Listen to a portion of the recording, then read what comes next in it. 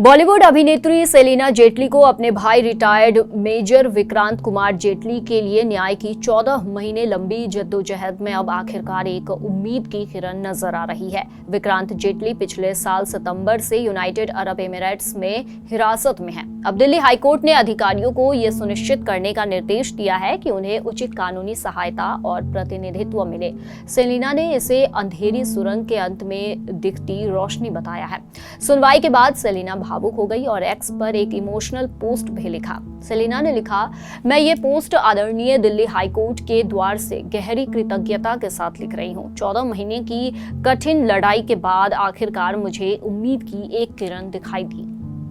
Selina ने बताया कि उनका परिवार पिछले 1 साल से मानसिक और भावनात्मक उथल-पुथल में है। उनके भाई को विदेश में हिरासत में रखा गया और उनकी स्थिति के बारे में बहुत कम जानकारी दी गई।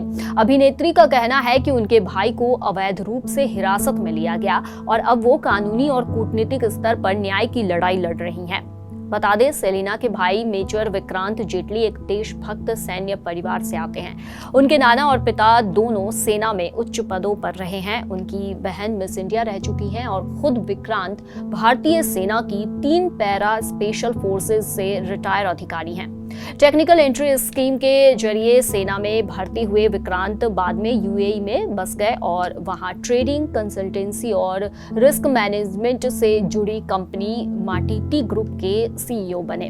वो साल 2016 से यूएई में रह रहे थे। सितंबर 2024 में उन्हें राष्ट्रीय सुरक्षा से जुड़े मामले में गिरफ्तार किया गया। लेकिन सवाल उठता है कि आखिर ऐसा क्या हुआ कि अचानक उन्हें विदेश में अपराधी घोषित किया गया। ये मामला उन भारतीय प्रवासियों की चुनौतियों को भी उजागर करता है जो खाड़ी देशों में काम कर रहे हैं। यूएई में करीब 35 लाख भारतीय नागरिक रहते हैं जो भारत यूएई के बीच हर साल 85 अरब डॉलर के व्यापारिक संबंधों में अहम योगदान देते हैं।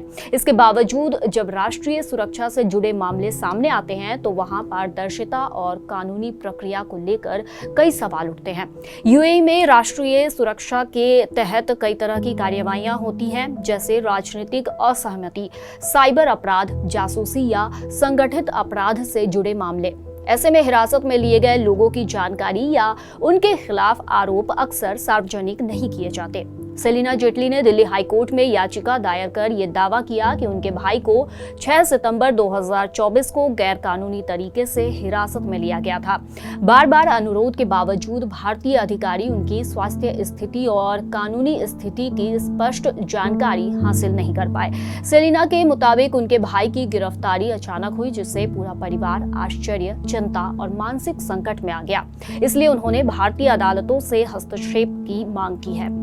सुनवाई के दौरान जस्टिस सचिन दत्ता ने अधिकारियों को ये सुनिश्चित करने के निर्देश दिए कि मेजर विक्रांत को प्रभावी कानूनी प्रतिनिधित्व दिया जाए। कोर्ट ने केंद्र सरकार को भी नोटिस जारी किया और कहा कि 4 दिसंबर 2025 तक इस याचिका पर अपना जवाब दाखिल करे।